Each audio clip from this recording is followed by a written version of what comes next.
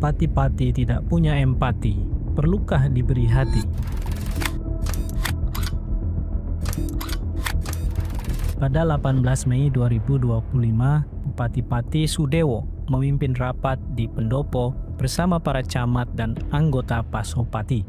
Dalam pengumuman resmi Humas Pemkab, tercatat adanya kesepakatan penyesuaian tarif PBB P2 yang mencapai sekitar 250% atau tarif maksimal akibat penyesuaian NJOP. Tujuan yang disampaikan oleh Pemkab adalah untuk meningkatkan pendapatan asli daerah dalam rangka membangun infrastruktur dan peningkatan pelayanan publik.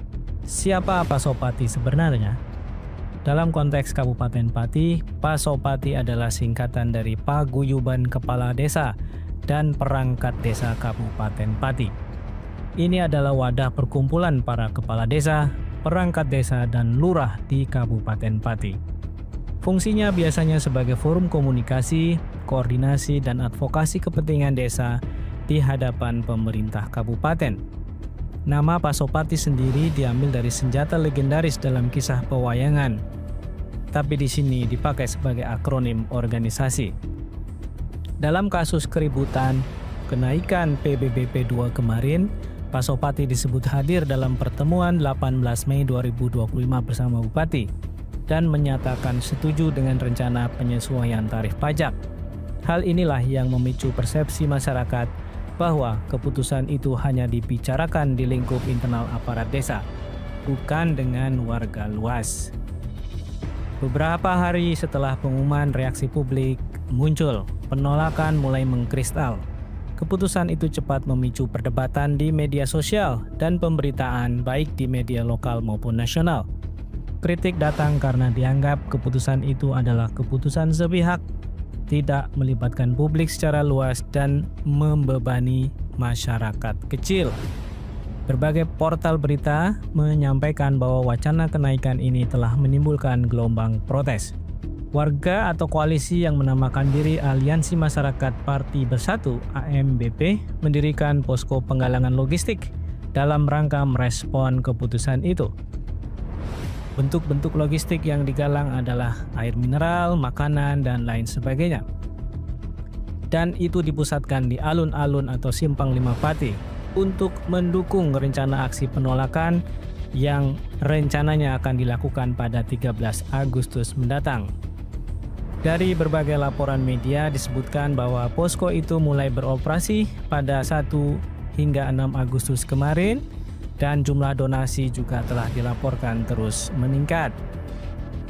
Akan tetapi pada tanggal 5 Agustus 2025, Satpol PP dari Kabupaten Pati datang menyita donasi dan menimbulkan kericuhan. Rombongan Satpol PP Kabupaten Pati mendatangi posko dengan alasan penertiban karena rute kirap hari jadi dan ketertiban umum. Satpol PP mengangkut atau menyita barang donasi termasuk dus air mineral. Massa yang menolak membuat lahirlah adu mulut, dorong-dorongan, dan beberapa warga mengepung Satpol PP. PLT Sekda Rioso disebut ikut turun ke lokasi dan kemudian ditarik atau diamankan kembali ke kantor untuk meredam situasi. Insiden ini telah menjadi viral lewat berbagai macam video amatir.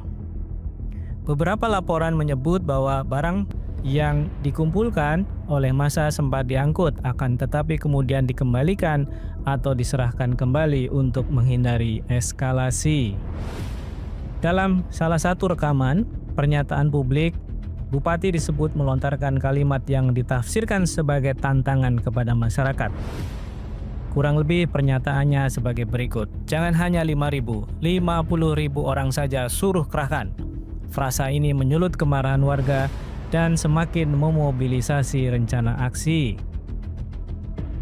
Pada perayaan Hari Jadi Kabupaten Pati atau Kirap Hari Jadi Kabupaten Pati yang diselenggarakan pada 7 Agustus 2025, Bupati disoraki oleh massa. Teriakan yang kencang seperti "hu" dan teriakan "lengserkan Bupati" terekam. Peristiwa ini menjadi simbol publik dari besarnya ketidakpuasan mereka terhadap keputusan yang diambil oleh Bupati. Secara mengejutkan, pada tanggal 8 Agustus 2025, Bupati Pati Sudewo menyampaikan permintaan maaf. Menyusul sorakan dan reaksi publik yang begitu keras, Bupati meminta maaf atas pernyataannya yang menimbulkan kegaduhan dan menyatakan akan meninjau ulang kebijakan kenaikan PBBP 2. Permintaan maaf ini diberitakan dan dikutip secara luas di berbagai portal media termasuk media sosial. Gubernur Jawa Tengah juga mendorong agar dilakukan dialog secara terbuka serta menghimbau sikap yang tidak arogan dari para pemimpin daerah. Pada tanggal yang sama, diputuskan secara resmi bahwa Bupati Sudewo mencabut atau membatalkan rencana kenaikan PBBP 2 sebesar 250% dan menyatakan tarif akan dikembalikan seperti tahun 2024. Pengumuman disampaikan di pendopo didampingi unsur Forkopimda, yaitu Kajari, Dandim, dan Kapolresta. Pemkab menyatakan akan mengatur teknis pengembalian selisih bagi yang sudah membayar melalui BPKAD bersama kepala daerah. Ada beberapa alasan kenapa akhirnya Sudewo mengambil keputusan untuk membatalkan kebijakan tersebut. Bupati Sudewo menyatakan pembatalan kenaikan PBBP 2 dilakukan untuk menciptakan situasi yang aman kondusif serta mendukung kelancaran perekonomian dan pembangunan di Kabupaten Pati. Ia menegaskan bahwa keputusan ini diambil setelah melihat adanya penolakan dari masyarakat, termasuk aksi protes, sorakan saat kirap, dan membanjirnya dukungan terhadap rencana demo. Demikian pula, menurut laporan CNA, pembatalan juga merupakan respon terhadap tekanan dari Gubernur Jawa Tengah dan Mendagri. Bupati mengakui adanya arahan Bapak Mendagri dan Bapak Gubernur Jateng untuk diturunkan, selain juga untuk memenuhi tuntutan warga. Masyarakat dan Aliansi Masyarakat Pati Bersatu (AMBP) adalah merupakan satu kelompok penekan gerakan massa dan protes yang begitu cukup kuat.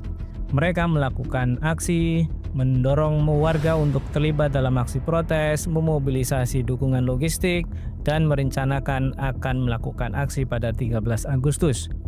Dan itu sepertinya memberikan tekanan yang sangat nyata terhadap Bupati untuk membatalkan kebijakan tersebut. Namun demikian, setelah Bupati membatalkan rencananya, beberapa elemen dari masyarakat yang selama ini akan menyelenggarakan aksi besar pada 13 Agustus, beberapanya mengurungkan niat. Aliansi Santri Pati untuk Demokrasi, aspirasi yang dikoordinir oleh Sahal Mahfud, menyatakan bahwa mereka mengubah rencana aksinya menjadi aksi damai. Di luar itu ada sosok yang disebut sebagai Yayak Gundul atau Cahya Basuki yang mengklaim dirinya sebagai aktivis dan koordinator aksi Gerakan Pati Bersatu (GERPAP) yang juga sebenarnya terlibat dalam dinamika penolakan kenaikan PBBP 2 di Pati. Dalam banyak pemberitaan dan video, dirinya telah menandatangani dan menyepakati perdamaian dengan Bupati Sudewo dan menyatakan bahwa mereka tidak akan terlibat dalam aksi 13 Agustus 2025. Siapa sebenarnya Yayak Gundul? Ia adalah Cahya Basuki, dikenal luas dengan julukan Yayak Gundul. Ia adalah seorang aktivis sekaligus tokoh di dunia politik. Ia pernah menjadi calon legislatif DPR RI dari Partai Amanat Nasional untuk Dapil Jawa Tengah 3, meliputi Kabupaten Grobogan, Blora, Rembang, dan Pati. Karena Bupati Pati telah menurunkan dan membatalkan kebijakan kenaikan PBBP 2 sebesar 250%, Yayak Gundul menganggap bahwa tidak perlu lagi ada upaya tekanan dan aksi pada tanggal 13 Agustus 2025. Ia menyatakan mendukung pembatalan kenaikan pajak dan menyarankan aksi tanggal 13 Agustus diganti menjadi tasyakuran rakyat, bukan demonstrasi. Sementara Sahal Mahfud, Koordinator Umum Aspirasi Memilih Berdamai, dan mengubah konsep aksi 13 Agustus menjadi ajang perayaan.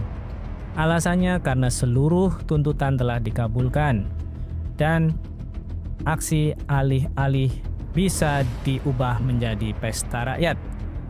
Menurutnya, sebagai bentuk penghormatan atas respon pemerintah kabupaten, aksi yang sebenarnya semula direncanakan sebagai demonstrasi diubah menjadi pesta rakyat atau perayaan.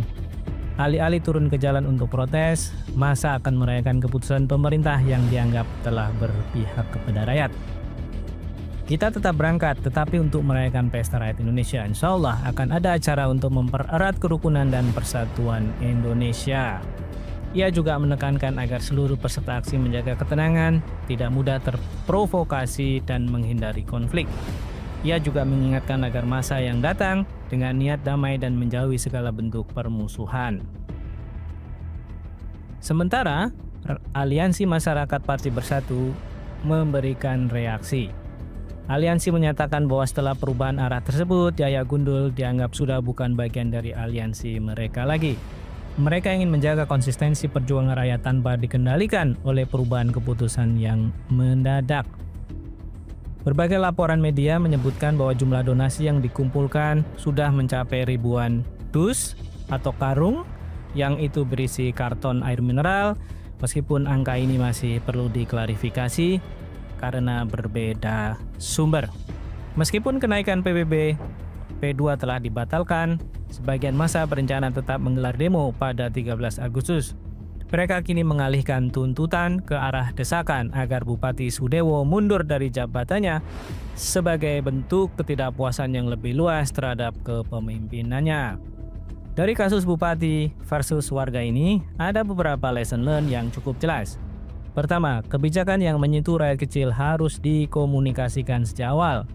Kenaikan PBB P2 dilakukan tanpa sosialisasi yang memadai sehingga memicu kejutan dan kemarahan warga. Pelajarannya, perlu adanya transparansi dan edukasi kepada masyarakat sebelum keputusan besar diberlakukan. Yang kedua, kekuatan konsolidasi masyarakat sipil. Aksi warga, LSM, tokoh agama, dan aliansi lokal berhasil memaksa pembatalan kebijakan. Ini menunjukkan solidaritas publik masih bisa menjadi kekuatan penekan yang efektif. Demikian juga pemimpin harus gesit merespon krisis. Meskipun Bupati Sudewo akhirnya membatalkan keputusan untuk meredam situasi, akan tetapi perlu ada pembelajaran pentingnya kemampuan untuk mendengar aspirasi dan mengubah sikap agar bisa menyelamatkan stabilitas politik lokal. Lesson yang terakhir, kita tahu sekarang adalah dunia digital. Isu lokal bisa cepat menjadi isu nasional. Sebaliknya, isu nasional juga bisa langsung direspon oleh kelompok di daerah. Oleh karena itu, aksi yang dilakukan oleh sebagian besar warga Pati menolak kenaikan PBB P2 sebesar 250% langsung mendapat dukungan dari berbagai tokoh nasional dan sorotan media, membuat kasus ini tidak lagi hanya sekedar sebagai urusan di Kabupaten Pati. Oleh karena itu, pemimpin daerah juga harus sadar bahwa era digital membuat masalah bisa cepat membesar.